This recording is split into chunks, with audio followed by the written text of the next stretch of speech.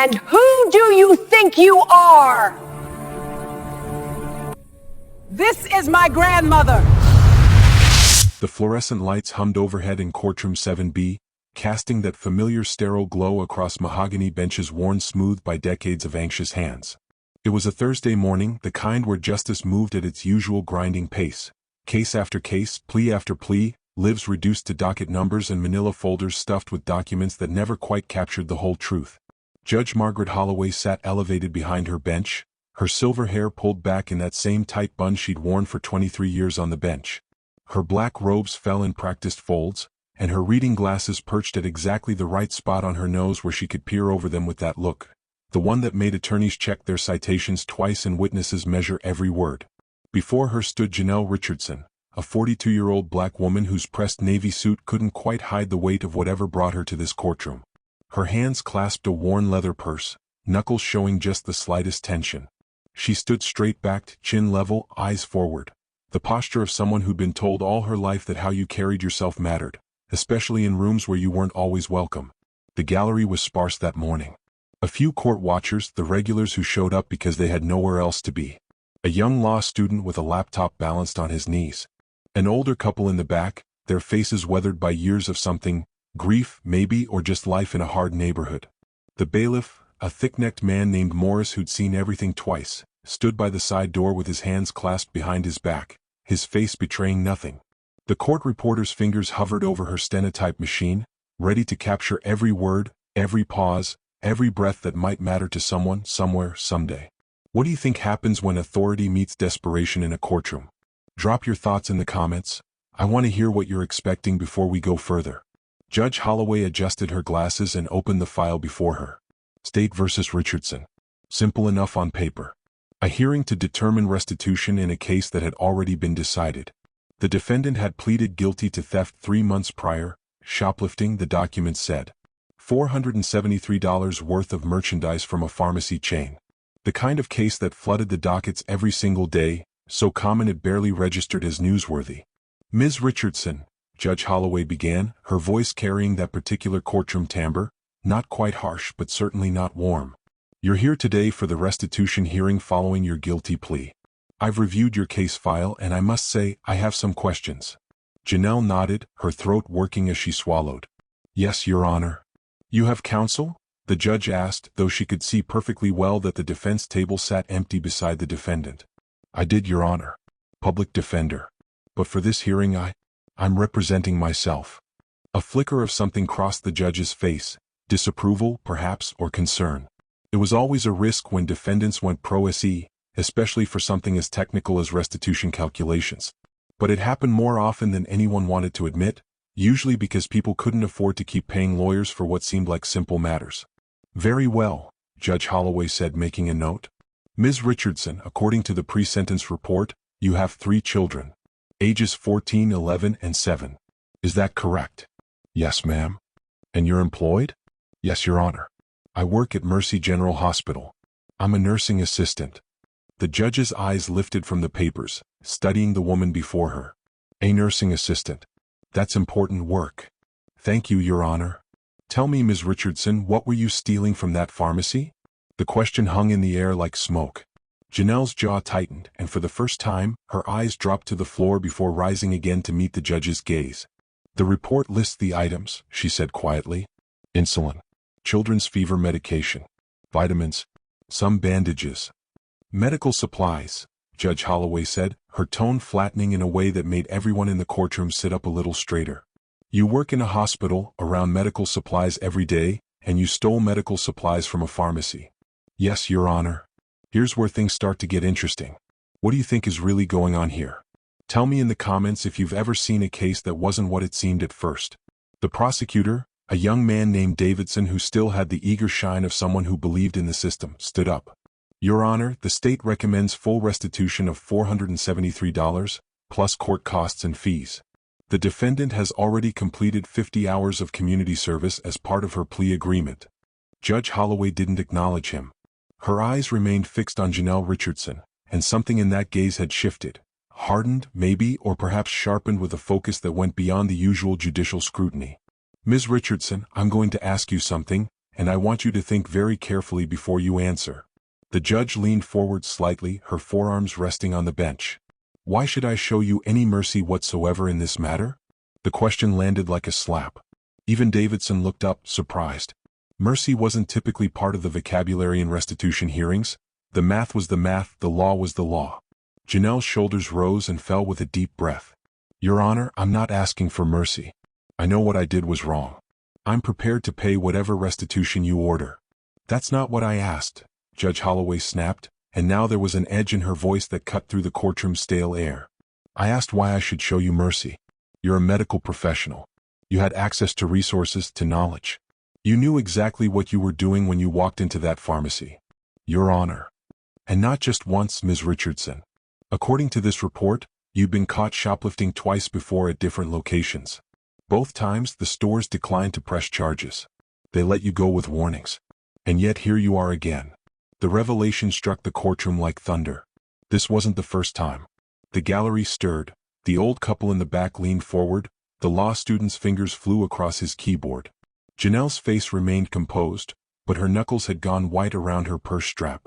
Your Honor, if I could explain? I think you'd better, Judge Holloway interrupted, and now her voice had taken on a quality that made Morris the bailiff shift his weight, his hand moving unconsciously toward his belt. Because from where I'm sitting, Ms. Richardson, I see a pattern of criminal behavior.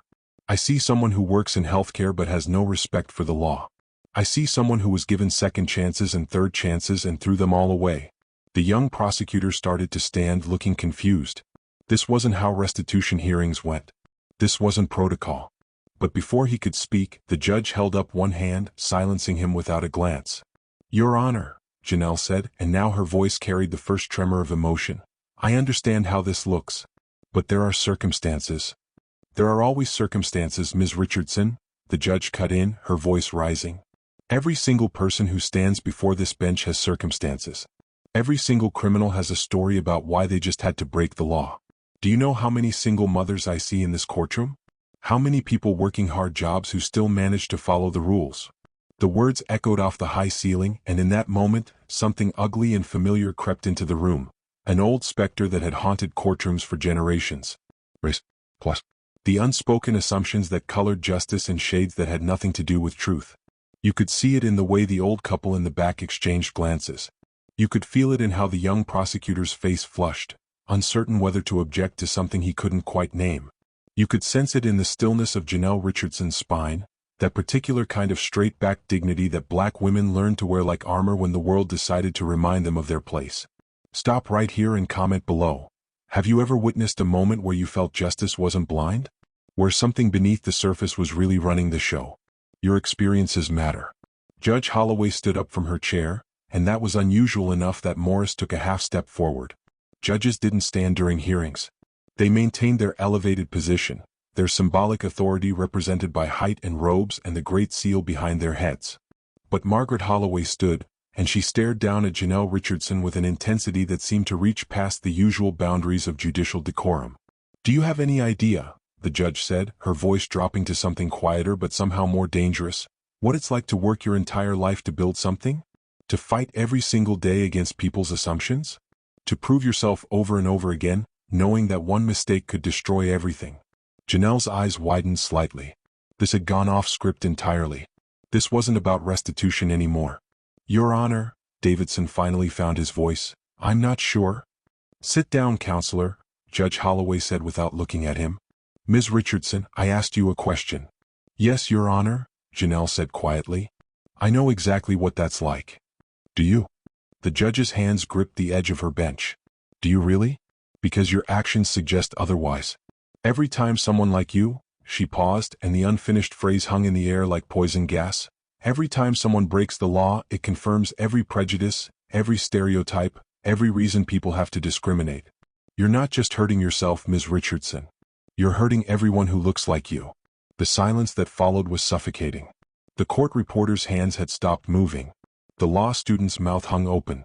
Even Morris looked uncomfortable, his eyes darting between the judge and the defendant.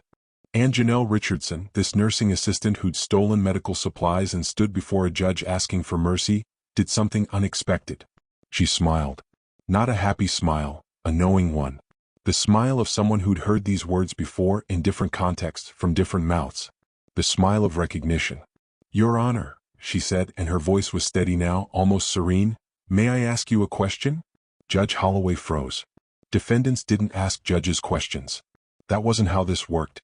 But something in Janelle's tone and that small smile made her pause. "You may. When you were a prosecutor 30 years ago in Birmingham, did you ever have a case involving a woman named Dorothy Richardson?" The color drained from Judge Holloway's face like water through a sieve. The file in her hands trembled, just slightly but enough that papers rustled. Her mouth opened, closed, opened again. "What did you just say?" she whispered. "Dorothy Richardson," Janelle repeated, her smile gone now, replaced by something else. Not anger. Something deeper. Something that had been carried for a long time. She was arrested in 1994 for theft. Medical supplies from a hospital where she worked as a cleaning woman. "You prosecuted her case." The judge sank back into her chair as if her legs had given out. Her hands pressed flat against the bench, and when she spoke, her voice had lost all its authority. "That was, how do you?" "She was my grandmother," Janelle said simply. "Hold up. Did you see that coming?" "Comment now, because this is about to go somewhere you never expected." The pieces began falling into place with the inexorable logic of dominoes toppling. Judge Holloway's aggressive questioning. Her personal investment in what should have been a routine hearing. Her anger that seemed to go beyond professional duty into something raw and unfinished.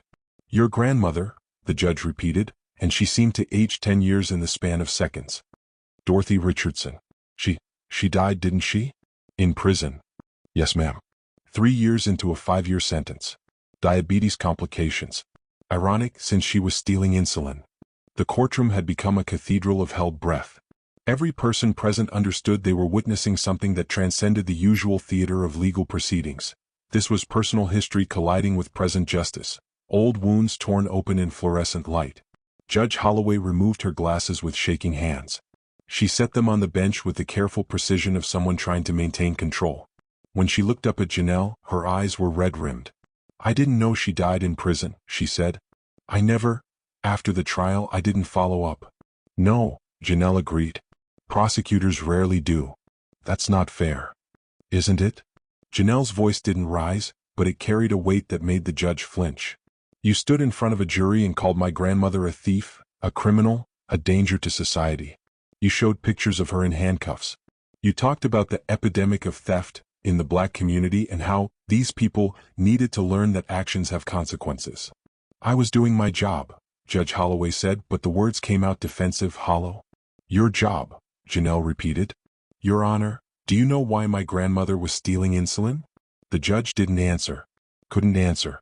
Her face had become a mask of realization and regret. "My mother had type 1 diabetes," Janelle continued, her voice steady as a heartbeat. "She was 12 years old.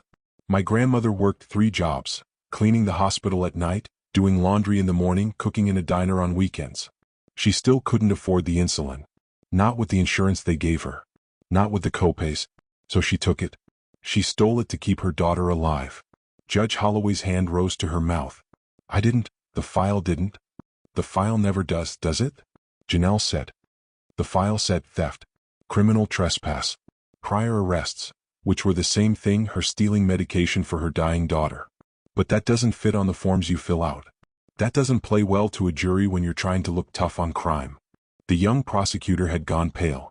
He was seeing the same thing everyone in that courtroom was seeing, the human cost of the system he'd sworn to uphold. The way justice on paper translated to tragedy in real life. "My mother died 6 months after my grandmother went to prison," Janelle said. "She was 14. She couldn't manage the diabetes on her own, and my grandfather he wasn't equipped. Didn't understand the medications, the diet, the monitoring. She went into diabetic ketoacidosis while he was at work. By the time he found her, it was too late." "Oh God," Judge Holloway breathed. "Oh God, I'm so sorry." "And my grandmother died 3 years later," Janelle pressed on, and now tears were streaming down her face, but her voice never wavered. "She died in a prison hospital, surrounded by guards, because she couldn't afford the same insulin she'd stolen. The same insulin that could have saved her, that could have kept her alive long enough to at least see me graduate high school. To meet her great-grandchildren. This is hitting different now, isn't it? Comment below if this story is reminding you of someone, of something you've witnessed or experienced. These aren't just cases, they're lives. The judge stood again, but this time not in anger. She moved around the bench, her robes sweeping behind her, and she did something that would definitely be grounds for judicial misconduct if anyone wanted to file a complaint. She walked right up to Janelle Richardson and stopped 3 feet away, and the two women stared at each other across a chasm of 3 decades and a million miles of pain. "I didn't know," Judge Holloway said, and her voice was breaking. "Janelle, Ms. Richardson, I swear to you I didn't know. If I had known about your mother, would it have made a difference?" Janelle asked, and the question wasn't accusatory. It was genuine. She really wanted to know. The judge opened her mouth, then closed it. Opened it again. I want to say yes. I want to believe I would have, but I don't know. I was young. I was ambitious. I was trying to prove I deserved to be there, that I wasn't just another diversity hire. I thought being tough, being harsh would prove I belonged. You proved something, Janelle said quietly. Morris the bailiff had tears running down his craggy face. The old couple in the back were holding hands, the woman's shoulders shaking with silent sobs. The law student had stopped typing entirely, his hands frozen over his keyboard. Judge Holloway reached out, then stopped, her hand hovering in the air between them. "What you stole, the insulin, the medication." "My son has type 1 diabetes," Janelle said. "He's 11. The same age my mother was when this all started. And I have insurance, good insurance through the hospital. But the copays, the supplies, the testing strips, the pump supplies, it adds up. It never stops adding up. I was $40 short on his insulin prescription. $40 between payday and the moment I needed to fill it. So I took it. And I took fever medication for my daughter because she was burning up with strep throat and I'd already spent everything on my son's medication. And I took vitamins because my youngest is anemic and the supplements are expensive." "Why didn't you tell this to the court earlier?" Judge Holloway asked. "In your plea." "Because I know how this works," Janelle interrupted, not unkindly. "I've known since I was 8 years old and watched my grandmother sentenced to 5 years for being poor. For being black.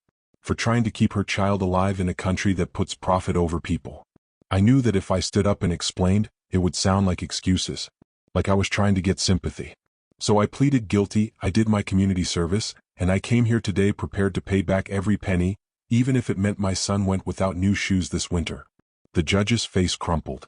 She turned away, pressing her palms against her eyes, her shoulders heaving. The courtroom watched as Judge Margaret Holloway, who'd presided over thousands of cases with stern authority, broke down completely. When she turned back, her makeup was streaked, her eyes swollen. She looked 10 years older and 1,000 years wiser. "I can't undo what I did to your grandmother," she said. "I can't bring her back. I can't give you back your mother. I can't give you back those years. But I can tell you that your grandmother's case haunted me. It was one of the cases that made me question everything about how I was doing my job. It was part of why I eventually left the prosecutor's office and fought so hard to become a judge. Because I thought maybe I could do better from the bench. Maybe I could see the people and not just the crimes." "And did you?" Janelle asked. Judge Holloway was quiet for a long moment. "I try. Every single day I try. But the system. Ms. Richardson, the system isn't designed for mercy. It's designed for punishment. For statistics. For looking tough. And sometimes even the best intentions get ground up in the machinery of it all. What do you think about this? Is the system broken or are the people in it? Drop your honest thoughts. This is a conversation we need to have." Janelle reached into her purse and pulled out a photograph, worn at the edges from being handled too many times. She held it out to the judge, who took it with trembling hands. "That's my grandmother," Janelle said. "That's my mother. That's me when I was 6. That picture was taken 2 weeks before my grandmother was arrested." The photograph showed 3 generations of black women on a porch, the youngest grinning with missing front teeth, the oldest with her arms around both of them, her face creased with laugh lines, her eyes full of love and exhaustion in equal measure. Judge Holloway stared at the photo for a long time. "She looked like a good woman," she finally said. "She was the best woman," Janelle said firmly. "She worked herself to death trying to do right by her family. And the law punished her for it." "You punished her for it?" "Yes," the judge said simply. "Yes, I did." The admission hung in the air, raw and honest and terrible. "Ms. Richardson," Judge Holloway said, straightening her shoulders and taking a deep breath, "I need to recuse myself from this case. I have a personal conflict of interest and my judgment is compromised. I'll have this case reassigned to another judge immediately." "No," Janelle said. Everyone in the courtroom looked at her like she'd grown a second head. No, the judge repeated. No, Your Honor. I don't want another judge. I want you to decide this case. But I can't be fair. Can't you? Janelle challenged. Your Honor, you know my story now. You know why I did what I did. You know what it's like to have to choose between medicine and food, between keeping your child alive and following a law that doesn't care if you live or die. So yes, I want you to decide. I want you to look at me and see my grandmother. I want you to make the decision you wish you could have made 30 years ago. Judge Holloway looked like she might collapse. Davidson, the prosecutor, finally found his voice. Your Honor, I think the defendant makes a compelling argument, but this is highly irregular. Everything about this is irregular, the judge said sharply. Then, more softly, Mr. Davidson, I appreciate your concern for propriety, but Ms. Richardson is right. This is exactly the kind of case where the judge needs to understand the full context, where justice requires more than just following the letter of the law. She walked back behind her bench, but she didn't sit down. She stood there, holding that photograph, looking at the 3 generations of women who'd all been caught in the same trap. The trap of poverty, of illness, of a system that criminalized survival. Ms. Richardson, Judge Holloway said, her voice steady now, authoritative in a new way, this court finds that your actions, while technically in violation of the law, were taken under circumstances of extreme duress and necessity. You were acting to preserve the life and health of your children, just as your grandmother acted to preserve the life and health of her daughter. Davidson started to object, but the judge held up her hand. The law recognizes the defense of necessity in certain circumstances, she continued. When someone breaks a law to prevent a greater harm, when they have no reasonable legal alternative, when the harm they seek to prevent is imminent and serious. I find that those conditions are met here. The young prosecutor sat down heavily. This wasn't how these cases were supposed to go. This wasn't in any of the textbooks. Therefore, Judge Holloway said, I am setting aside your guilty plea. The charge is dismissed. There will be no restitution, no fines, no record of conviction. Furthermore, I am ordering the state to expunge all records of your prior arrests for similar offenses. The gallery erupted. The old couple in the back were hugging. The law student was furiously typing, probably already drafting a law review article about this case. Morris was grinning ear to ear. But Janelle Richardson just stood there, her face frozen in disbelief. Your Honor, I can't. You can, Judge Holloway said firmly. And you will. Because your grandmother deserved better. Your mother deserved better. And you, Ms. Richardson, you deserve better. Your children deserve to have their mother around, not burdened with a criminal record that will follow you for the rest of your life. The judge came around the bench again, and this time she didn't hesitate. She handed the photograph back to Janelle and placed both hands on the younger woman's shoulders. I can't bring them back, she said, her voice thick with emotion. I can't undo what I did. But I can make sure that this cycle ends here. With you. With your children. They're going to have a different story than the one you and your mother and your grandmother had to live. Janelle's face crumpled, and she fell forward into the judge's arms, sobbing. The courtroom watched as these 2 women, separated by age and position and a history of pain, held each other and cried for all the years lost, all the injustices committed in the name of justice, all the families torn apart by laws that valued property over people. I need you to pause right here and comment. Have you ever forgiven someone who hurt you or someone you loved? How did it feel? Because what's happening here is bigger than just one case. When they finally separated, both women were wiping their eyes, their faces blotchy but somehow lighter, as if a weight had been lifted from both of them. There's more I need to do, Judge Holloway said, turning to address the entire courtroom now. Mr. Morris, please note that I'm directing the clerk's office to conduct a comprehensive review of all theft and shoplifting cases from the past 5 years involving medical supplies, food, or necessities. I want to know how many people are sitting in jail or living with criminal records because they were trying to survive. Morris nodded, making notes. Furthermore, the judge continued, gaining momentum, her voice taking on the fervor of someone who'd finally found their purpose. I'm going to be reaching out to the other judges in this district, to the prosecutors, to the public defenders. We need to talk about how we're handling these cases. We need to talk about systemic reform. We need to talk about the difference between crime and survival. Davidson stood up, and this time he looked earnest, not defensive. Your Honor, the prosecutor's office would be willing to participate in that conversation. Good, Judge Holloway said. Because this can't just be about one case, one defendant, one judge trying to make amends. This has to be about changing how we think about justice itself. She turned back to Janelle. Ms. Richardson, I know this doesn't fix everything. I know your grandmother is still gone, your mother is still gone. I know you've lived with this pain for decades. But I want you to know that you standing here today, you confronting me with this history, you've changed something. You've reminded me why I wanted to be a judge in the first place. Not to punish. To try to make things right. Janelle nodded, clutching her purse, that photograph safely tucked back inside. Your Honor, my son, he's going to run out of insulin again in 3 weeks. And my insurance. Give Morris your contact information, the judge interrupted. I have a friend who runs a foundation that helps families afford medication. I'll personally make sure they reach out to you. And if they can't help, then I'll figure something else out. Because you're not going to have to steal to keep your son alive. Not while I have any say in the matter. The two women looked at each other for a long moment and something passed between them, not quite forgiveness because some wounds cut too deep for that word. But understanding. Recognition. A shared commitment to do better, to be better, to create a world where grandmothers didn't die in prison for loving their grandchildren too much. Thank you, Your Honor, Janelle said quietly. Thank you, Ms. Richardson, the judge replied. For having the courage to confront me. For telling your story. For refusing to let your grandmother be forgotten. What would you have done in Janelle's position? Would you have confronted the judge? Would you have asked for mercy? Tell me in the comments because your perspective matters. As Janelle gathered her things to leave, the courtroom began to stir back to life. The law student was already on his phone, probably calling his professor. The old couple approached Janelle, the woman embracing her without a word, just holding her and rocking slightly the way mothers do. Morris was wiping his eyes with the back of his hand, not even trying to hide it. But before Janelle could make it to the door, Judge Holloway called out one more time. Ms. Richardson, wait. Janelle turned. Would you be willing to meet with me? Outside of court. I'd like to learn more about your grandmother, about your mother, about your family. If you're comfortable with that. Janelle considered this for a long moment. Your Honor, I'll think about it. That's all I can promise right now. That's fair, the judge said.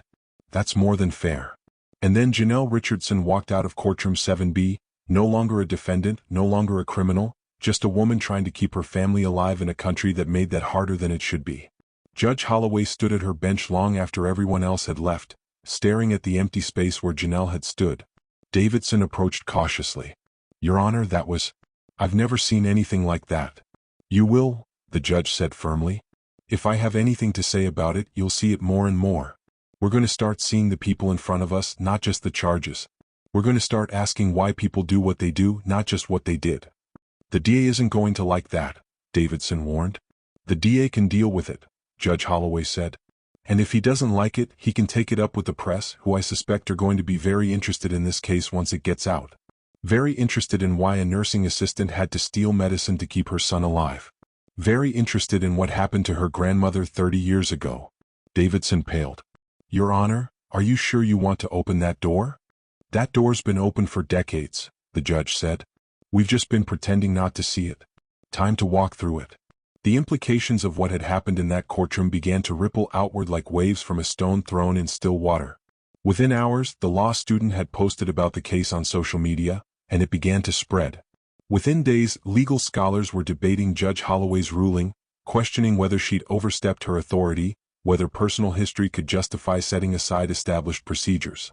But in the communities where people understood exactly what Janelle Richardson had been facing, where mothers made impossible choices every day between medicine and food, between heat and healthcare, between following the law and keeping their children alive, in those communities the story became something else. A rallying cry. Evidence that sometimes, just sometimes, the system could bend toward justice instead of just punishment. Here's what I want to know from you. What changes would you make to the system? If you were in charge, how would you handle cases like this? Your ideas matter, share them below. 3 weeks later, true to her word, Judge Holloway had connected Janelle with not just one foundation but 3, ensuring that her son's insulin would be covered for the foreseeable future.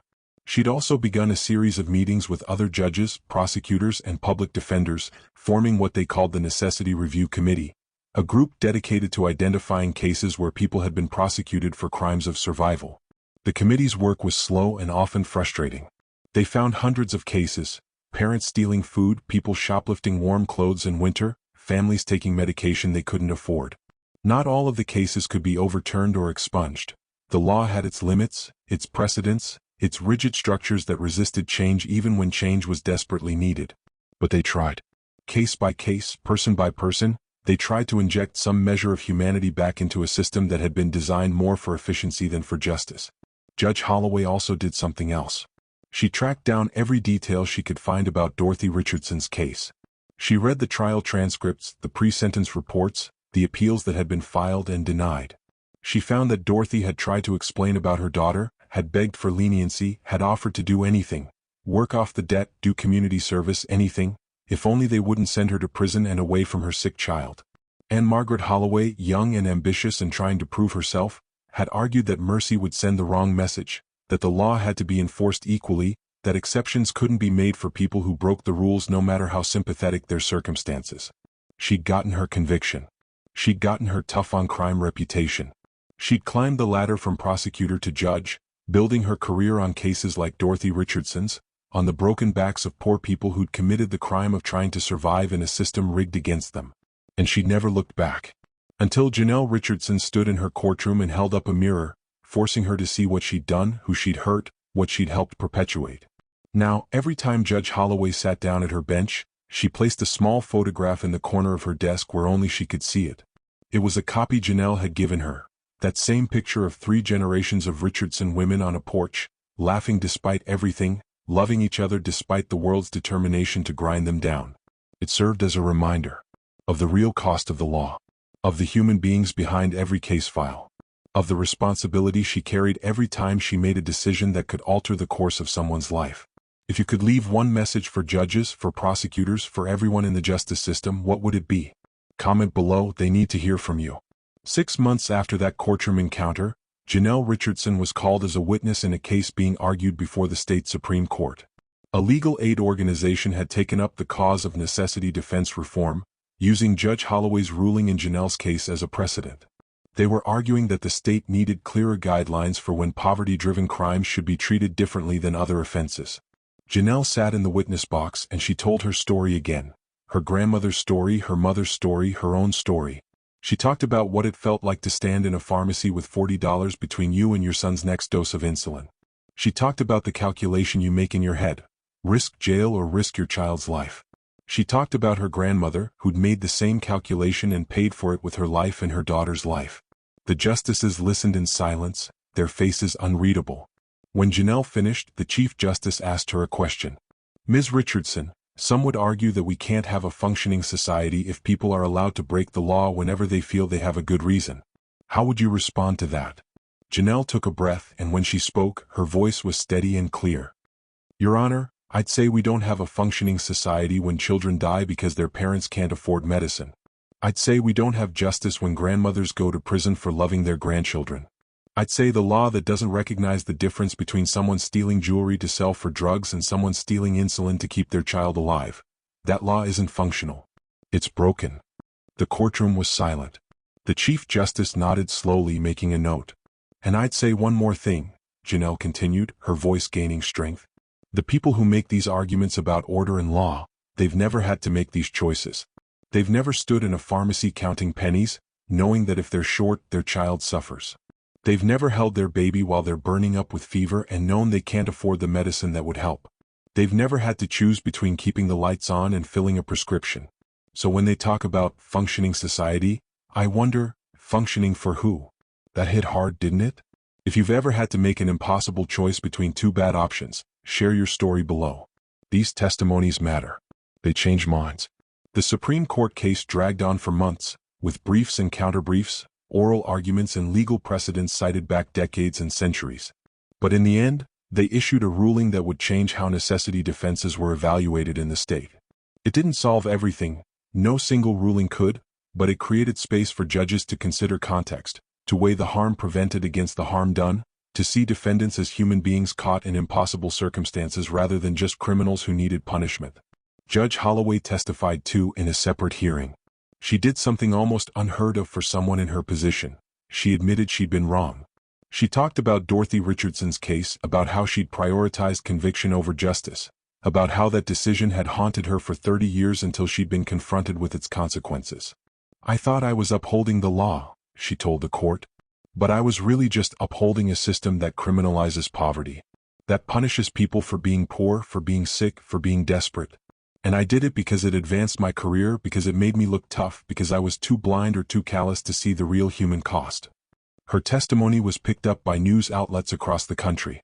Some praised her honesty, others condemned her for undermining the legal system. Bar associations debated whether she should face disciplinary action for her comments. Legal scholars argued about whether a judge could maintain impartiality while advocating for systemic reform. But in communities across the country where people understood the choices Janelle Richardson had faced, Judge Holloway became something unexpected, a symbol of the possibility of change. Proof that even people who'd participated in an unjust system could recognize their mistakes and work to make things better. It wasn't redemption. That word was too clean, too simple for the complexity of what had happened. It was something messier and more honest: accountability, recognition, an attempt, however imperfect, to do better. Janelle Richardson went back to work at Mercy General Hospital, but she also became an advocate. She spoke at community centers and churches, at legal aid organizations and medical conferences. She told her story over and over, even when it hurt, even when it reopened wounds that had never fully healed. She talked about her grandmother and her mother, keeping their memory alive by making sure their deaths meant something, by fighting to ensure that other families wouldn't have to face the same impossible choices.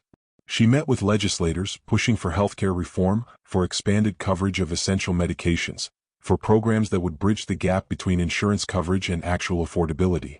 She testified at budget hearings, demanding more funding for prescription assistance programs. And she met with other mothers, other families, people who were living the same nightmare she'd lived, who were making the same calculations she'd made. She connected them with resources, with the foundations Judge Holloway had introduced her to, with legal aid organizations that could help if they got caught doing what she'd done, trying to keep their children alive. What Janelle is doing, this advocacy, this speaking up, this is how change happens. Are you inspired to speak up about something in your own community? Tell me what issues matter to you. Your voice counts. One evening, about a year after that courtroom confrontation, Janelle received a call from Judge Holloway. They'd spoken a few times since that day, brief conversations, tentative steps toward something neither of them could quite name. Not friendship, the history was too heavy for that. But perhaps understanding. A shared commitment to honor the memory of Dorothy and her daughter by working toward a more just system. Ms. Richardson, the judge said, her voice uncertain in a way it never was in court. I've been working on something and I'd like your input, if you're willing. They met at a coffee shop, neutral territory, away from the courthouse and its weight of history and authority. Judge Holloway arrived first, sitting at a corner table with a folder in front of her and 2 cups of coffee already ordered. When Janelle arrived, they sat in awkward silence for a moment, 2 women who'd been on opposite sides of a courtroom, who carried between them the ghosts of 2 dead women and 30 years of injustice. I've been writing, Judge Holloway said finally, sliding the folder across the table. About your grandmother's case. About what I did wrong. About what the system does wrong every single day. I'm planning to publish it, a legal journal article first, but then maybe something more accessible. A book, perhaps. About how the law fails the most vulnerable people, about how those of us in the system fail them. Janelle opened the folder, scanning the pages. The title read, The Dorothy Richardson Case, How I Sent a Woman to Her Death for the Crime of Being a Mother. It's honest, Janelle said quietly. Brutally honest. It needs to be, Judge Holloway said. I've spent too long hiding behind legal language, behind, I was just doing my job, behind the excuse that I was following the law. But following an unjust law doesn't absolve you of responsibility. It makes you complicit in the injustice. Janelle read further, seeing her grandmother's story laid out in stark detail. The poverty, the sick daughter, the desperate choices, the harsh prosecution, the death in prison. And woven throughout, Judge Holloway's own reckoning with her role in that tragedy. Why are you doing this? Janelle asked. This will end your career. Judges don't. You don't air your mistakes like this. You don't admit to this kind of failure. Maybe they should, Judge Holloway said. Maybe if more of us were honest about how we've failed people, about how the system fails people, we'd actually be forced to change it. And as for my career, I've had my career. I've had my success. It was built on cases like your grandmother's, and if losing it is the price for finally telling the truth, then that's a price I should have paid decades ago. Janelle set the papers down, her eyes meeting the judge's. Your Honor. Margaret, the judge interrupted. Here outside of court you can call me Margaret. Margaret, Janelle said, testing the name, finding it strange to address this woman, this symbol of authority who'd loomed so large in her family's tragedy, by her first name. My grandmother would have wanted me to tell you something. Judge Holloway leaned forward, her eyes already glistening. She would have wanted you to know that she forgave you. Not because what you did was okay, it wasn't. Not because it didn't matter, it mattered more than anything. But because she understood that you were also trapped in a system, also trying to survive in your own way, also just trying to prove you deserve to be in that courtroom. The judge's face crumpled. How can you possibly know that? Because that's who she was, Janelle said simply. She understood people. She understood that hurt people, that the system grinds everyone down, even the ones who think they're on top. She would have hated what you did, but she would have understood that you were human and humans make mistakes. Even terrible ones. Let me ask you something real. Do you believe in second chances? Do you believe people can change, can atone for their mistakes? Drop your thoughts below, because this question is at the heart of everything. Judge Holloway reached across the table, and this time Janelle didn't hesitate. She took the older woman's hand, and they sat like that for a long moment, two women connected by tragedy and loss and the long, hard road toward something that might eventually resemble healing. I don't forgive you, Janelle said quietly. Not yet. Maybe not ever. That's not mine to give. It was my grandmother's life, my mother's life. But I can tell you this, I see you trying. I see you working to make things better. And that matters. It doesn't erase what happened, but it matters. Thank you, Judge Holloway whispered. That's more grace than I deserve. Maybe, Janelle agreed. But my grandmother taught me that grace isn't about deserving. It's about recognizing that we're all broken, we're all struggling, we're all trying to find our way in a world that makes it so damn hard to do the right thing. They talked for 2 hours that evening, the judge and the nursing assistant, the woman who'd prosecuted and the granddaughter of the woman who'd been prosecuted. They talked about the law and its limitations, about justice and mercy, about how to honor the memory of the dead by fighting for the living. And when they parted, they made a promise to each other. They would keep telling this story. Dorothy Richardson's story. They would keep speaking up, keep pushing for change, keep refusing to let the system grind down another generation of families who were just trying to survive. The article was published 6 months later, and it created exactly the firestorm Judge Holloway had expected. Some legal scholars praised it as a brave examination of systemic injustice. Others condemned it as an attack on the rule of law itself. The Judicial Ethics Board launched an investigation into whether the judge had violated her oath by publicly criticizing the legal system she was supposed to uphold. But the article also sparked a nationwide conversation about poverty and crime, about the necessity defense, about what justice actually means when applied to people who are desperate and afraid and out of options. Other judges began coming forward with their own stories of cases that haunted them, decisions they regretted, defendants they'd sentenced without fully understanding the circumstances that had brought them to court. Prosecutors started programs to divert low-level theft cases involving necessities into social services rather than the criminal justice system. Defense attorneys formed coalitions to provide better representation for defendants facing charges related to poverty and survival. It wasn't a revolution. Revolutions are fast and dramatic, and this was slow and grinding and incremental. But it was movement. It was change. It was progress measured in individual cases, in families who didn't get torn apart, in children who didn't have to grow up without their parents because those parents had committed the crime of being poor. This is the kind of change that happens when people refuse to stay silent. What's one thing you're going to do differently after hearing this story? Share it below. Commitment is the first step to action. 2 years after that confrontation in Courtroom 7B, Janelle Richardson received an invitation to speak at a judicial conference.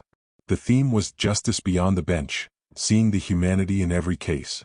Judge Holloway would be there too, as would dozens of other judges, prosecutors, and legal professionals who were part of the growing movement to reform how the system handled crimes of necessity. Janelle almost didn't go.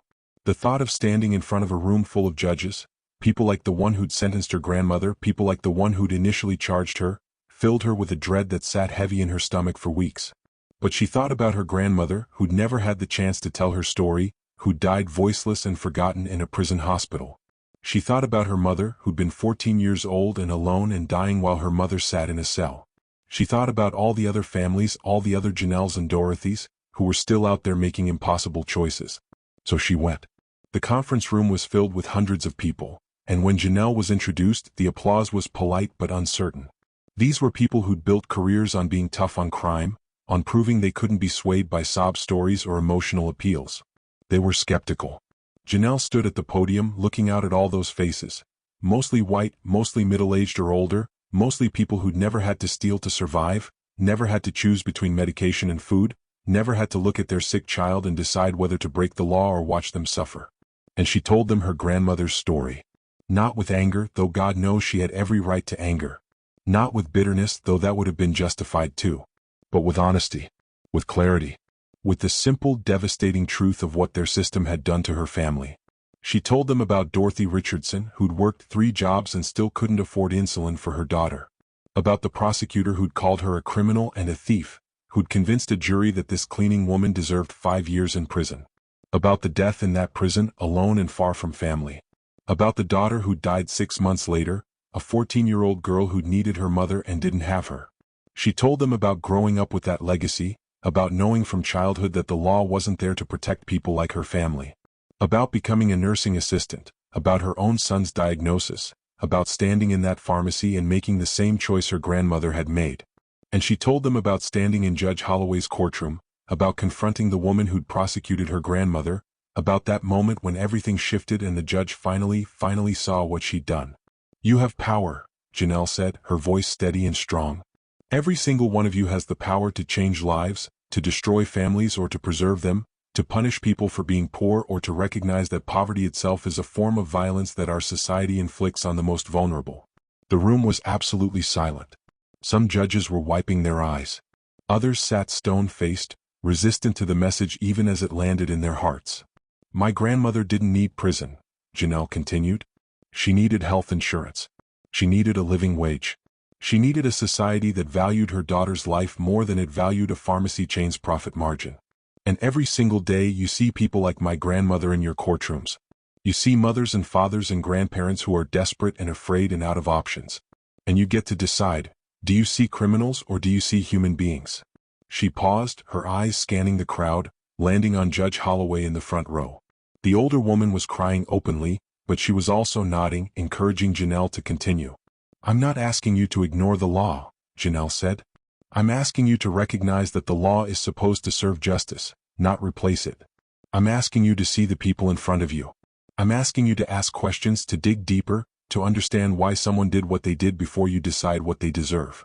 She gripped the podium, leaning forward. "And I'm telling you that if you don't, if you keep treating survival as crime, if you keep punishing people for being poor, then you're going to have to live with those decisions. You're going to have to look in the mirror and know that you sent someone's grandmother to die in prison. That you took someone's mother away from their children.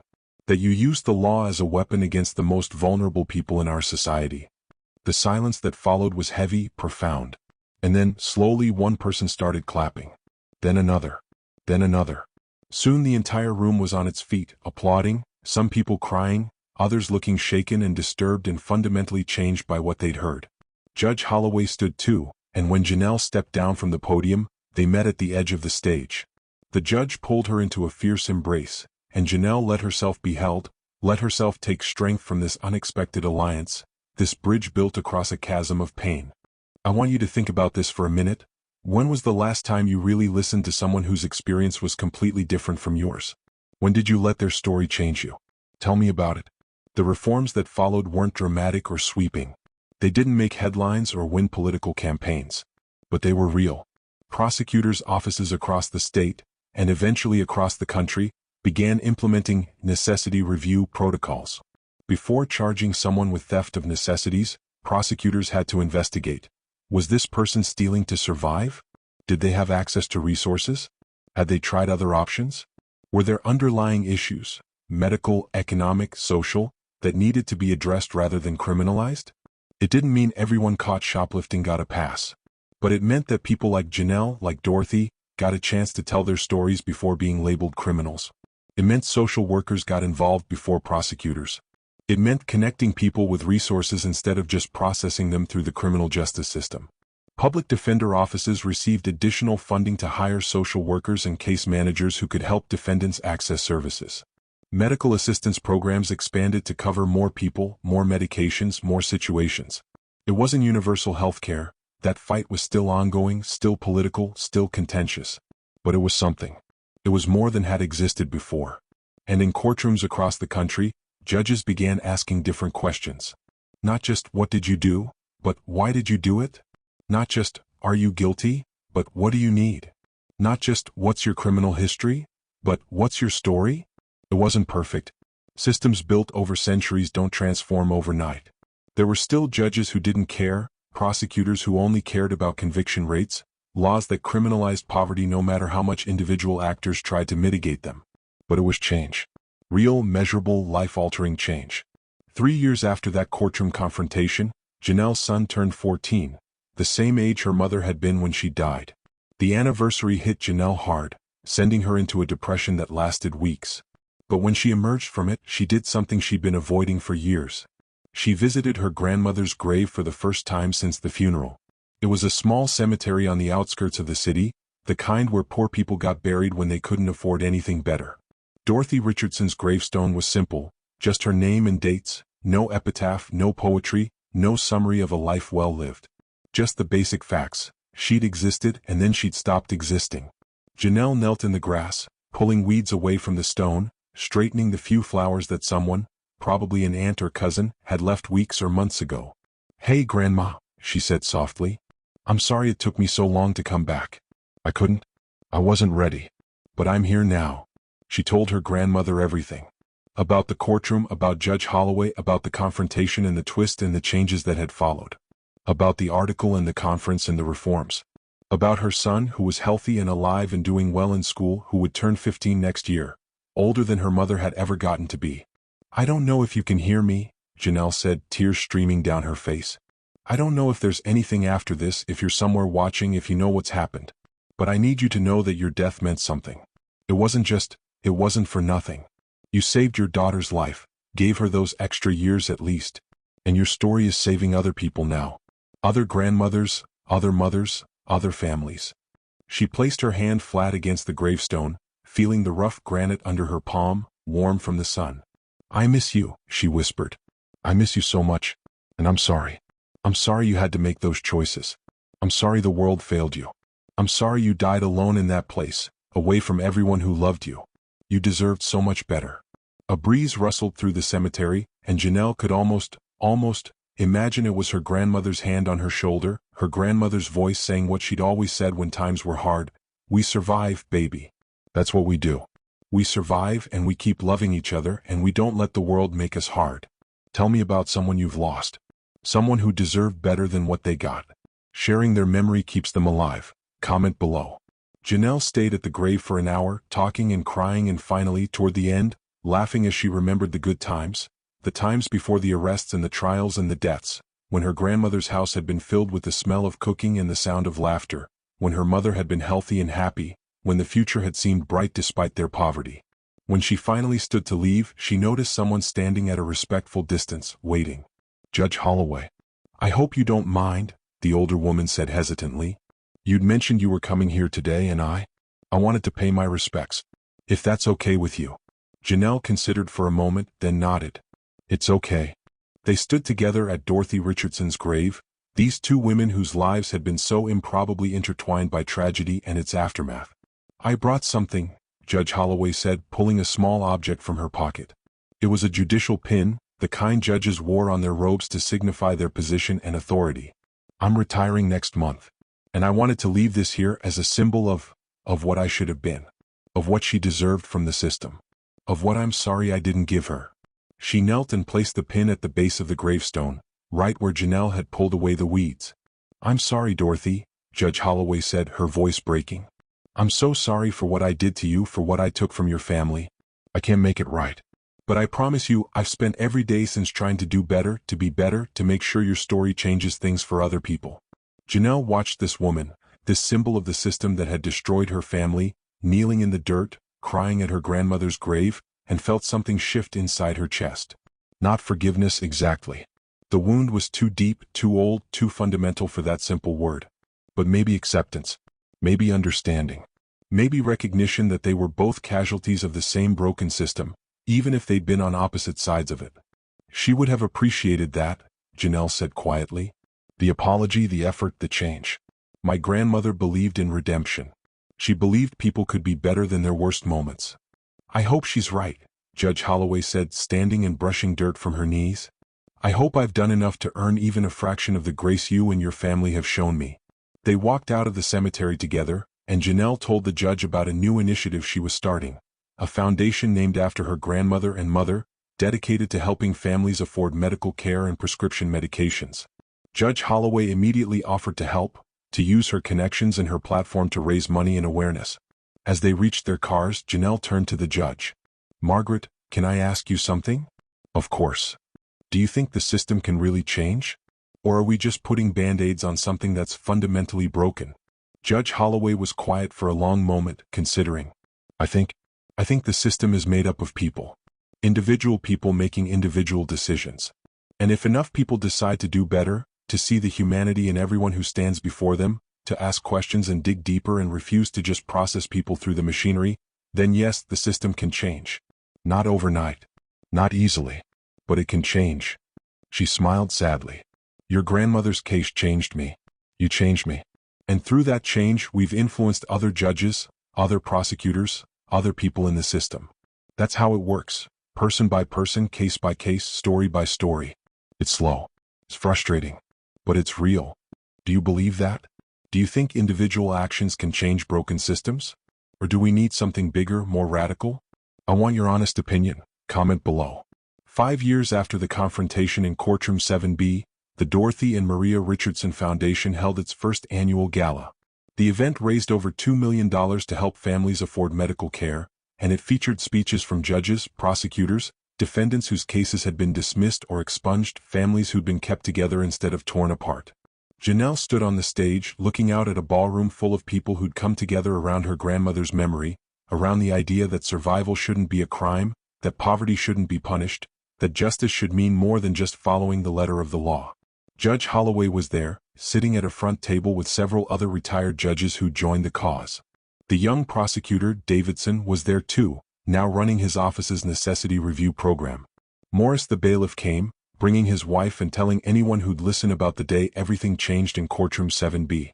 And in the back, quiet and dignified, sat Janelle's 3 children. Her son, now 16 and healthy, his diabetes well managed thanks to the foundation's assistance. Her daughters, beautiful and bright and growing up in a world that was, perhaps, just slightly more just than the one their great-grandmother had lived in. "My grandmother used to tell me," Janelle said into the microphone, her voice steady and strong, "that the world was hard but people were good. She said that even when the systems failed us, even when the law treated us like criminals for trying to survive, we couldn't let it make us bitter. We had to keep believing in people's capacity for change, for growth, for redemption." She paused, her eyes finding Judge Holloway's in the crowd. 5 years ago, I stood in a courtroom and confronted the woman who'd prosecuted my grandmother. I was angry. I was hurt. I wanted her to understand what she'd done, what it had cost my family. And something unexpected happened. She listened. She really listened. She let my words change her. She let my grandmother's story break through all the legal jargon and the tough-on-crime rhetoric and touch her heart. And from that moment of listening, of really seeing, came all of this. Janelle gestured to the room, to the foundation, to everything that had grown from that confrontation. Came reforms and changes and families that stayed together. Came second chances and real justice. Came the possibility, just the possibility, that maybe my grandmother's death wasn't entirely in vain. She had to stop, overcome with emotion. Judge Holloway stood, applauding, and soon the entire ballroom was on its feet, cheering for Dorothy Richardson, for Maria Richardson, for Janelle and her family and every family that had been ground up by a system that valued punishment over compassion. This is what victory looks like, not perfect, not complete, but real. Has this story inspired you? Are you going to share it? Are you going to do something different in your own life? Tell me yes in the comments. Tell me this story mattered to you. When the applause finally died down, Janelle continued. But I want to be clear about something. What happened to my grandmother, what almost happened to me, that's still happening. Right now, today, there are mothers standing in pharmacies trying to figure out how to afford their children's medication. There are fathers stealing food because they've run out of options. There are families choosing between rent and prescriptions, between heat and healthcare. Her voice grew stronger, more urgent. This foundation helps some of them. The reforms help some of them. But until we fundamentally change how we think about poverty, about healthcare, about what people deserve simply because they're human beings, until we do that, we're still going to see people criminalized for trying to survive. So yes, celebrate what we've accomplished. Celebrate the lives we've saved, the families we've kept together, the changes we've made in how the justice system treats crimes of necessity. But don't think the work is done. Don't think we can rest. Because somewhere right now, there's another Dorothy Richardson making an impossible choice. And we owe it to my grandmother, to my mother, to all the people who've been failed by the system. We owe it to them to keep fighting. The crowd roared its approval, and Janelle felt it. The power of story, the power of truth, the power of refusing to let the dead be forgotten or the living be dismissed. After the gala, as people were leaving, an older black woman approached Janelle. She was thin and tired-looking, wearing a clean but worn dress, her hands calloused from hard work. "Ms. Richardson," she said quietly, "I just wanted to thank you. My granddaughter has asthma. Bad asthma. And her inhaler cost more than I make in a week. I was going to—" She stopped, her eyes filling with tears. "Your foundation helped us. You kept me from having to do what your grandmother did. You kept me out of jail and with my grandbaby where I belong." Janelle pulled the woman into a fierce hug, both of them crying now. "What's your name?" Janelle asked. "Dorothy," the woman said. "Like your grandmother. Different spelling but same name." They stood there holding each other, these two Dorothys separated by a generation and brought together by the same struggle, the same impossible choices, the same system that criminalized survival. "You tell your granddaughter," Janelle said, "that she's going to be okay. That there are people fighting for her, for all the children who need medicine they can't afford. That the world is hard but people are good. Can you tell her that?" "I will," the woman promised. "I will. This is why we tell these stories. This is why they matter. If you're still reading, still engaged, still feeling this, share this video. Share it with someone who needs to hear it. Share it with someone who has power to change things. Share it because stories change the world when enough people hear them." 10 years after the confrontation in Courtroom 7B, Janelle Richardson was invited to Washington, D.C., to testify before Congress about healthcare reform and criminal justice. She stood in a hearing room filled with senators and representatives, many of whom had never thought about the connection between medical costs and incarceration rates, between poverty and crime, between survival and punishment. She told her grandmother's story again. She told it hundreds of times by now to audiences large and small, but it never got easier. The pain never fully dulled. Dorothy Richardson had been dead for over 30 years, and the loss still ached like a fresh wound. But she told it because it mattered. Because somewhere in that hearing room, in the offices of those senators and representatives, in the committee rooms where policy was made, somewhere in all that power and privilege and legislative authority, there might be someone who would listen. Someone who would be changed. Someone who would push for the systemic reforms that went beyond individual acts of mercy. She told them about Judge Holloway too. About how one person's willingness to listen, to see, to change had rippled outward into real policy reforms. About how individual transformation could become institutional transformation if enough people were brave enough to admit they'd been wrong. Several senators asked questions. Some were hostile, viewing her story as an attack on law and order. Others were sympathetic but skeptical that anything could really change. A few, just a few, seemed genuinely moved, genuinely open to reconsidering their positions on criminal justice and healthcare. It wasn't much, but it was something. After the hearing, a young congressional aide approached Janelle. She was in her 20s, eager and idealistic in the way young people in politics often were before the system ground them down. "Ms. Richardson," the aide said, "I just wanted you to know, my mother is a public defender. She's been doing this work for 20 years and she's so burned out, so discouraged. She feels like nothing ever changes, like she's just watching the same people get chewed up by the same system over and over. But I'm going to send her the video of your testimony. I think it might remind her why the work matters." Janelle took the young woman's hand. "You tell your mother that every person she helps, every person she gives a voice to in court, every person she sees as a human being instead of just a case number, you tell her that matters. That it all matters. Even when it feels like nothing changes, even when it feels futile, it matters." The aide nodded, tears in her eyes. "I will. Thank you." These moments, these small, individual connections, this was how change really happened. Not through sweeping legislation or dramatic court rulings, though those helped. But through person after person deciding to do better, to see more clearly, to refuse to participate in systems that crushed the vulnerable. If you've made it this far in this story, you're part of this too. You're one of the people who cares enough to listen, to understand, to maybe change something in your own sphere of influence. What will you do with this story? How will you use it? Tell me in the comments. Judge Margaret Holloway passed away 2 years later, at the age of 78. She'd retired from the bench years before, dedicating her final decade to criminal justice reform, to speaking about her own failures and what she'd learned from them, to being a voice for change from inside the system. At her funeral, Janelle Richardson gave the eulogy. "I didn't know Margaret Holloway for most of my life," she began, looking out at a church filled with judges and lawyers and activists and defendants whose lives the judge had changed. "When I first learned her name, it was as the prosecutor who'd sent my grandmother to prison, who'd argued that a woman trying to keep her daughter alive deserved 5 years behind bars. For most of my life, Margaret Holloway was the villain in my family's story. She was the symbol of everything wrong with the justice system, everything cruel and heartless about the law. She was the reason my grandmother died in prison, the reason my mother died at 14, the reason I grew up without them." The church was silent, people shifting uncomfortably. This wasn't the usual funeral eulogy. "But then I stood in her courtroom," Janelle continued, "and I told her who I was. I told her what she'd done. And she listened. She really truly listened. And in that moment of listening, she transformed from villain to something more complicated, more human. She became someone who'd made terrible mistakes but was willing to face them, to own them, to spend the rest of her life trying to make amends." Janelle's voice grew stronger. "Margaret Holloway couldn't bring back my grandmother or my mother. She couldn't undo the harm she'd done. But she could, and did, work to make sure fewer families had to suffer the way mine did. She fought for reforms. She spoke truth to power. She used her privilege and her platform to amplify voices like mine, like my grandmother's, like all the people who'd been silenced by the system she'd once helped perpetuate." Janelle looked down at her notes, but she didn't need them. These words came from somewhere deeper than paper. The easy thing would have been for her to get defensive, to justify what she'd done, to hide behind, "I was just following the law," or "I was just doing my job." The easy thing would have been to dismiss me, to shut down my confrontation, to use her power to silence me the way the powerful have always silenced people like my family. But Margaret didn't do the easy thing. She did the hard thing. She faced what she'd done.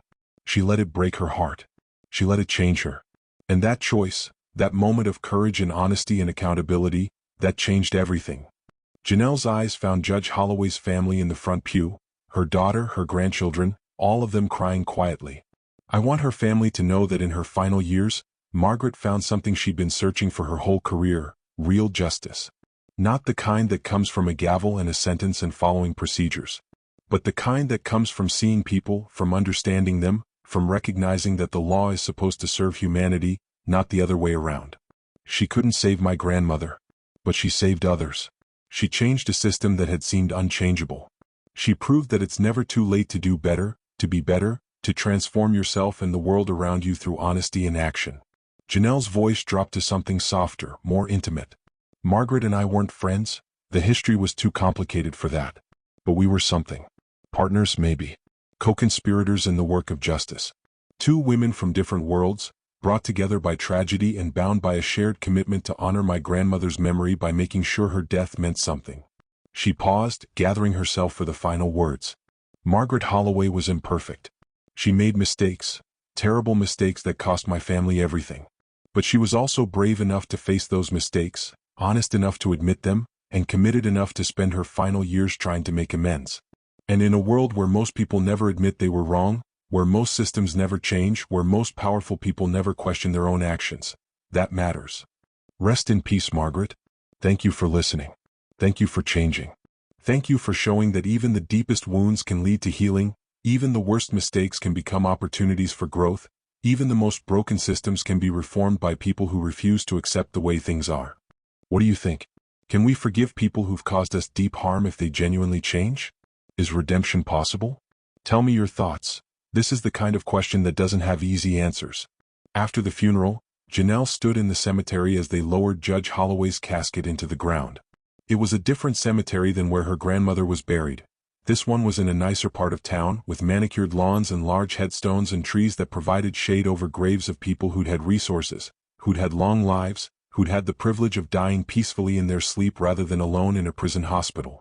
The contrast wasn't lost on Janelle. Even in death, the distance between her grandmother and the judge reflected the distance that had separated them in life: class, opportunity, power, choice. But standing there watching the judge's family grieve, Janelle felt something unexpected: gratitude. Not for what had been done to her family, she would never be grateful for that, but for what had come after. For the listening, the changing, the fighting for reform. For the fact that her grandmother's death, as senseless and tragic as it had been, had eventually sparked something that saved other families. Judge Holloway's daughter approached her after the burial. They'd met a few times over the years at foundation events and reform conferences, but they'd never really talked about the complicated connection between their families. "Ms. Richardson," the daughter said, her eyes red from crying, "thank you for what you said today. Thank you for not hating her. For giving her a chance to be better." Janelle considered her words carefully. "Your mother hurt my family in ways that can never be fixed. But she also worked harder than anyone I've ever known to make things right, or at least as right as they could be. She spent 10 years of her life trying to undo the harm of her previous 30 years. That doesn't erase what she did, but it matters. It counts for something." The daughter nodded, wiping her eyes. "She talked about your grandmother all the time, especially toward the end. She kept a copy of that picture you gave her on her nightstand. She'd look at it every morning and say, 'I see you, Dorothy.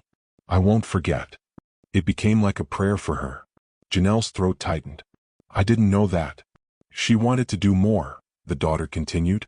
"She always felt like nothing she did was enough. She'd lie awake at night thinking about your mother, about how she died at 14, about how different things might have been if she'd just seen the person instead of just the case." "Tell me something," Janelle said quietly. "Did your mother ever forgive herself?" The daughter shook her head slowly. "No, I don't think she did. I think she carried it with her every day until the end. But maybe that's okay. Maybe some things shouldn't be forgiven. Maybe the weight of them is what keeps us accountable, what keeps us working to do better." They stood together in silence, these two daughters, one of a judge, one of a woman that Judge had helped destroy, connected by the complicated legacy of their mother's choices and their consequences. "Your mother changed me too," Janelle said finally. "Not just the system, not just how judges think about these cases. She changed me personally. She taught me that people are capable of profound transformation, that mistakes, even terrible ones, don't have to define someone forever. She showed me that accountability and growth can coexist, that you can acknowledge harm you've caused while still working to be better." The daughter smiled through her tears. "I think you changed each other. I think you needed her willingness to listen, and she needed your willingness to confront her. You both needed that collision to become who you were meant to be. This right here, this is the heart of everything. We change each other. Our stories intersect and transform us in ways we can't predict. Have you had an encounter that changed you fundamentally? Share it below." 15 years after the confrontation in Courtroom 7B, Janelle's oldest son graduated from college. He was studying public health, focusing on healthcare access and equity. His younger sisters were both in high school, both thriving, both growing up in a world that was, incrementally, imperfectly, more just than the one their great-grandmother had known.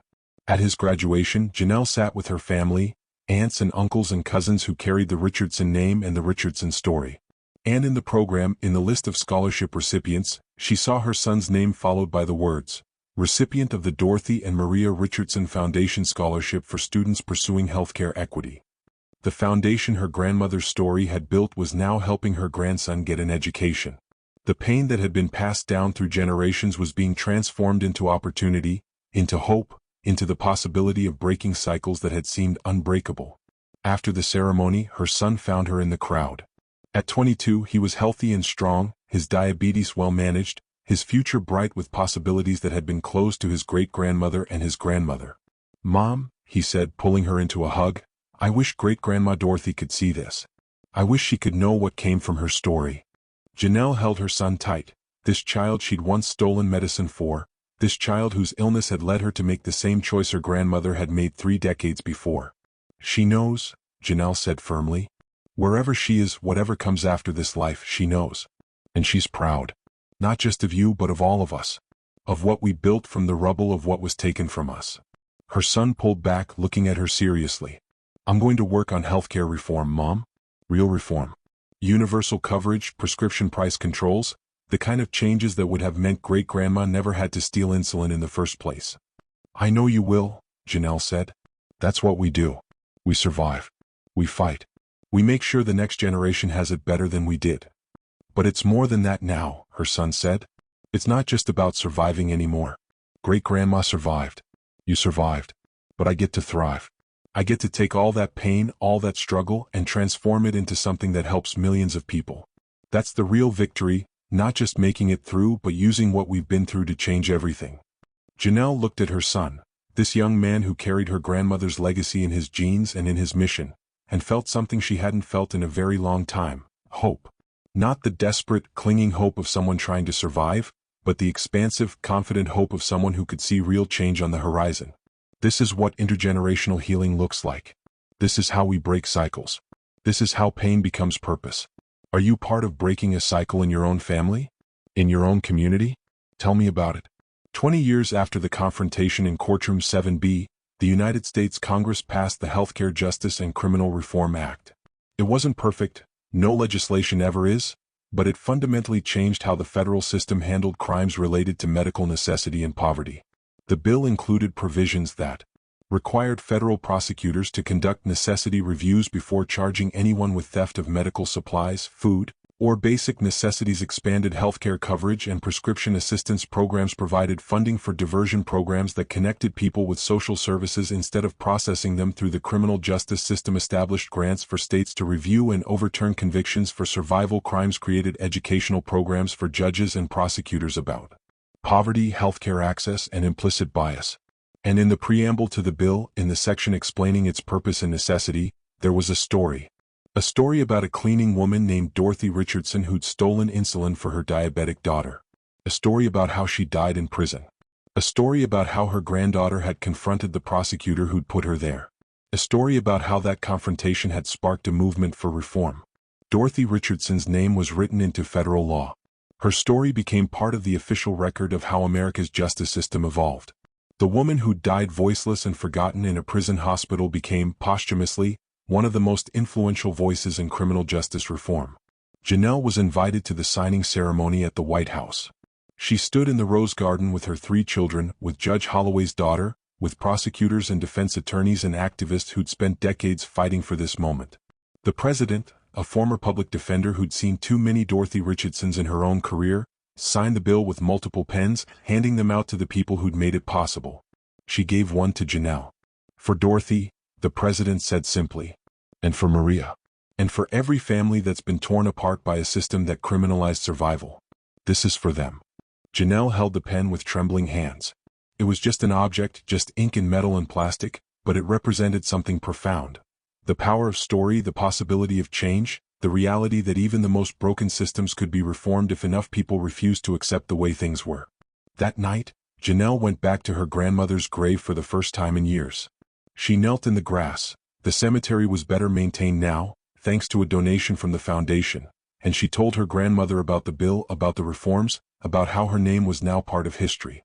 "You won, Grandma," Janelle whispered, her hand on the gravestone.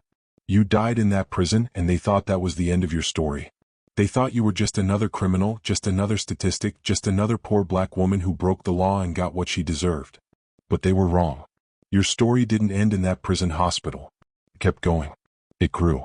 It changed things. Your death, as unfair and tragic as it was, it meant something. It saved people. It transformed a system that seemed immovable." The night was quiet except for the sound of crickets and distant traffic. Janelle sat in the grass, not caring about the damp or the dirt, and she cried for her grandmother, for her mother, for all the years they'd been gone, for all the pain their family had endured. But she also cried with relief, with gratitude, with the knowledge that their suffering hadn't been in vain, that beauty and justice and change could grow from even the deepest tragedy if people were brave enough to tend it, to nurture it, to refuse to let the story end with death and defeat. We're near the end now, but I need to know, what's your biggest takeaway from this story? What's the one thing you're going to remember? Drop it in the comments. Your reflection matters.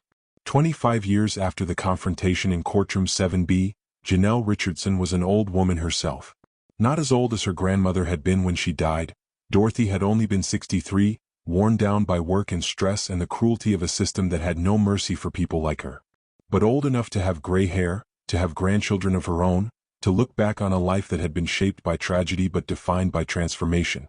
She still worked at the hospital, though in a different role now. She'd gone back to school, become a nurse, then a nurse practitioner, then the director of the hospital's patient assistance program. She spent her days helping people navigate the complicated, frustrating world of healthcare costs and insurance coverage, making sure that as few people as possible had to make the choice her grandmother had made. The foundation she'd built in her grandmother's name had expanded beyond her city, beyond her state, operating nationally and helping tens of thousands of families afford the medication and care they needed. The reforms that had started with one judge in one courtroom had spread across the country, fundamentally changing how the justice system approached crimes of necessity. It wasn't utopia. People still got sick. Medical care was still too expensive. The system still failed too many people. But it was better. Measurably, significantly better than it had been when Dorothy Richardson had died in that prison hospital in 1997. One day, Janelle received a letter from a young woman in California. The letter read, "Dear Ms. Richardson, you don't know me, but I need you to know that you saved my grandmother's life. She was arrested last year for shoplifting baby formula and diapers. She was raising my baby brother after my mom died, and she couldn't afford what he needed. Under the old system, she would have gone to jail. My brother would have gone into foster care. Our family would have been destroyed. But because of the reforms you fought for, the prosecutor connected her with social services instead.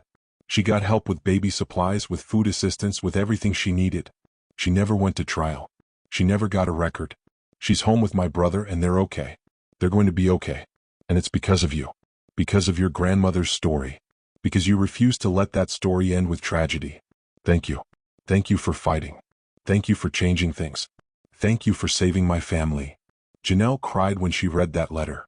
She'd received hundreds like it over the years, maybe thousands, but they never stopped affecting her. Each one represented a Dorothy Richardson who didn't die in prison. A Maria Richardson who didn't die at 14. A family that stayed together instead of being torn apart.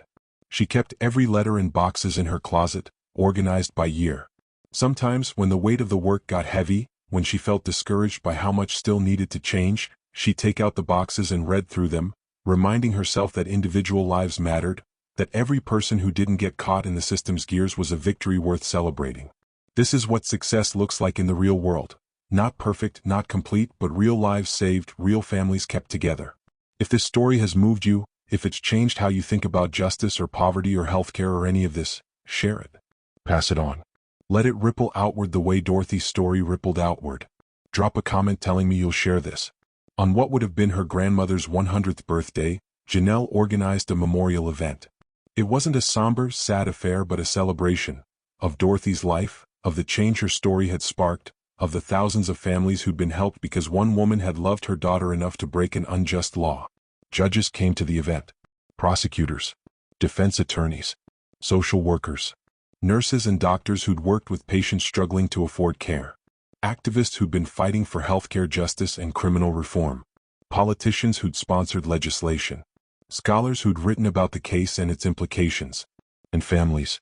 Hundreds of families who'd been helped by the foundation or saved by the reforms, who came to say thank you, to pay their respects, to add their stories to the growing chorus of voices demanding a more just world. Janelle stood on the stage in a community center packed with people, and she looked out at this crowd, this diverse, passionate, committed crowd, and she felt her grandmother's presence as surely as if Dorothy Richardson were standing right beside her. 28 years ago, Janelle began, I walked into a courtroom angry and grieving and desperate for someone to acknowledge what had been done to my family. I confronted a judge who'd prosecuted my grandmother, who'd sent her to prison where she died. And I expected, honestly, I don't know what I expected. Maybe more indifference. Maybe defensiveness. Maybe just more of the same cruelty the system had always shown people like us. But something unexpected happened. That judge listened. She really heard me. She let my words break through decades of assumptions and legal training and tough-on-crime rhetoric. She let herself be changed. And from that moment of change, all of this grew. Janelle gestured to the crowd, to the banners bearing her grandmother's name, to the displays showing the foundation's work and the reforms that had been implemented. My grandmother never got to see any of this.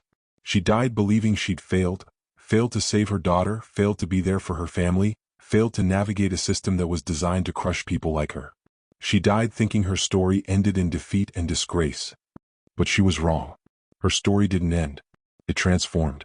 It became bigger than one woman's tragedy. It became a catalyst for change, a rallying cry for justice, a reminder that every person matters, every story matters, every life has value.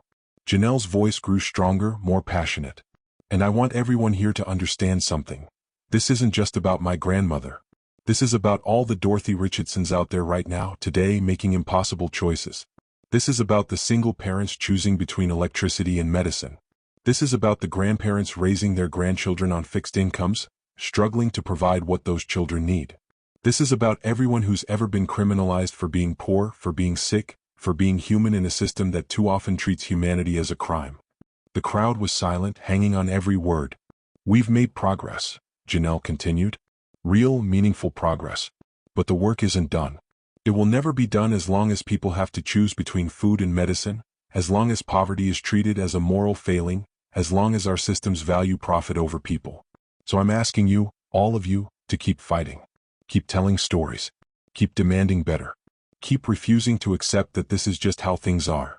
Because my grandmother's story proves that one person's courage, one moment of truth-telling, one confrontation that forces people to see what they've been refusing to see, that can change everything.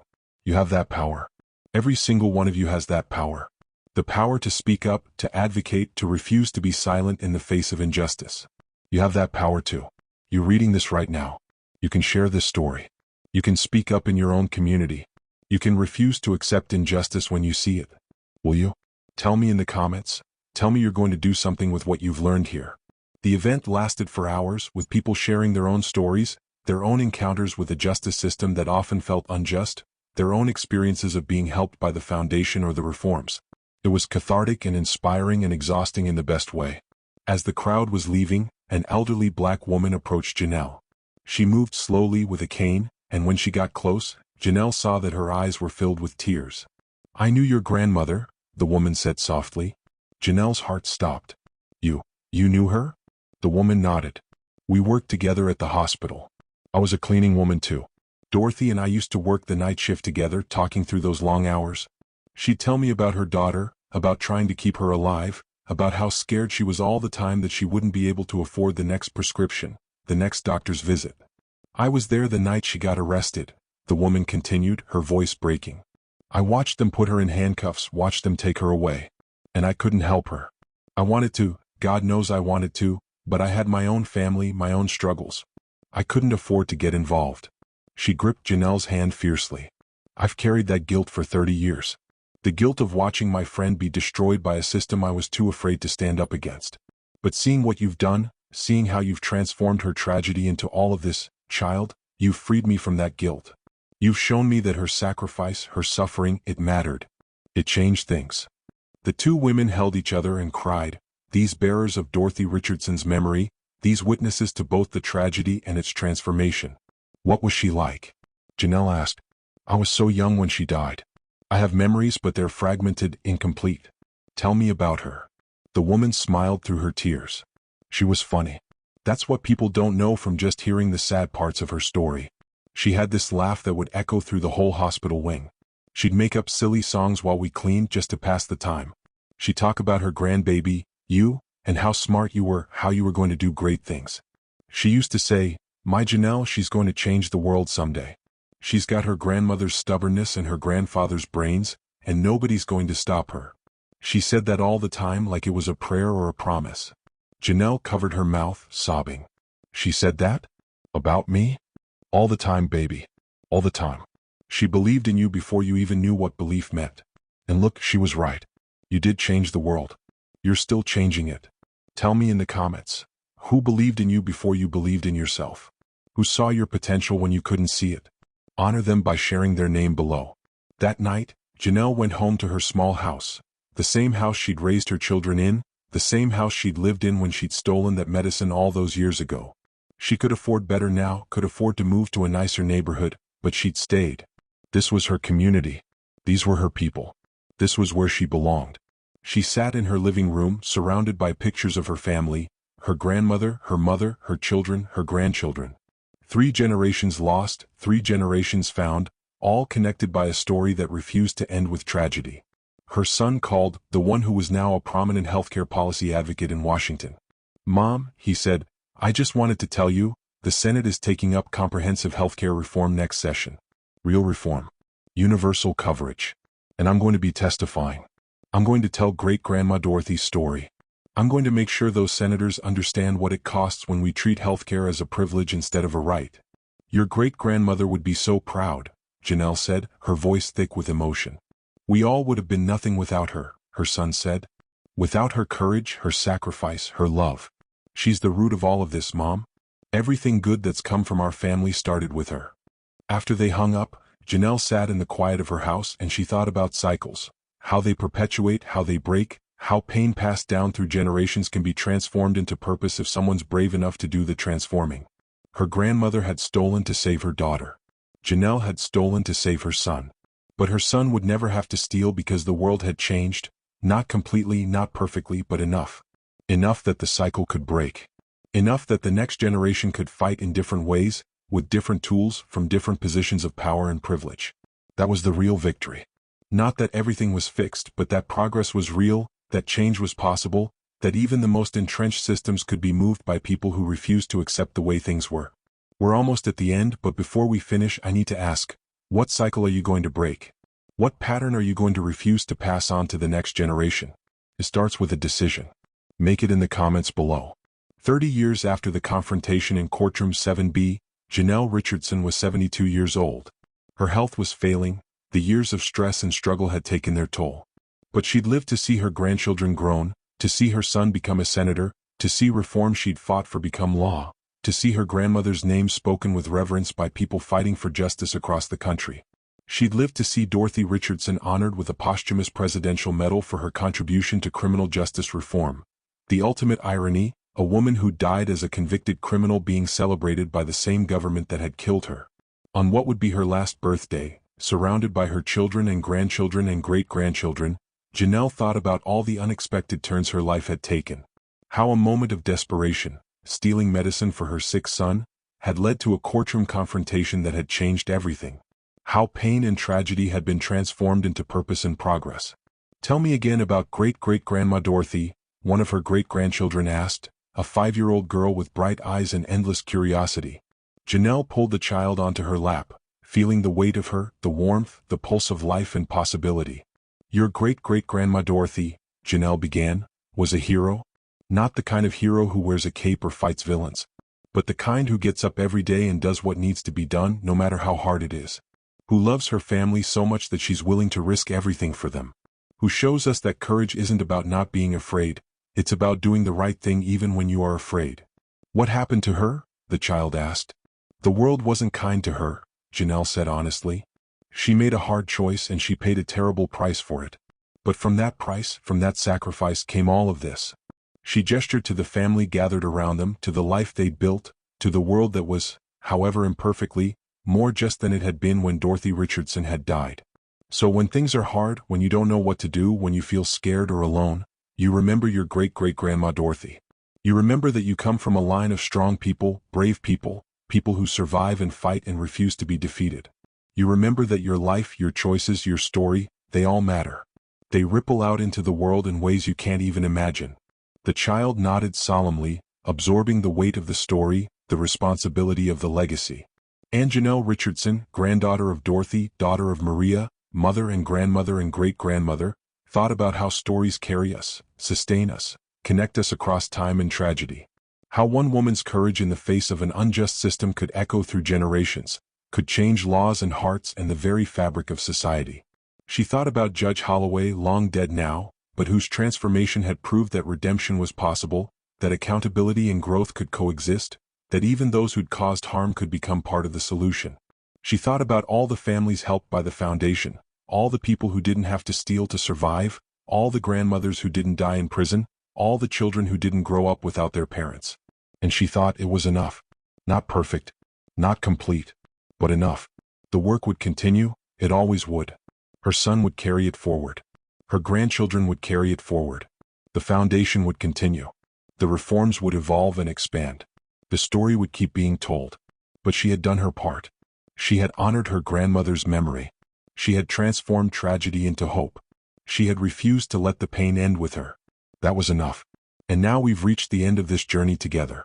But the story doesn't stop here. It continues with you. With what you do with what you've heard. With how you see justice and mercy differently. With the compassion you show the next time you encounter someone making impossible choices. Tell me, how has this story changed you? What will you do differently? Your comment below closes this chapter and begins the next one. Make it count. This is Dark Echoes Crime, and I'm honored you stayed with me through this entire journey. If this story moved you, if it challenged you, if it opened your eyes to something you hadn't seen before, please hit that like button. Share this video with someone who needs to hear it. Subscribe so you don't miss the next story, the next truth that needs to be told. And remember, every person has a story. Every case is a life. Every judgment carries consequences that ripple far beyond the courtroom. The question is, will you see them? Will you listen? Will you be part of the change? The choice, like always, is yours. Until next time, keep questioning, keep seeking truth, and keep remembering that justice isn't just about the law, it's about humanity.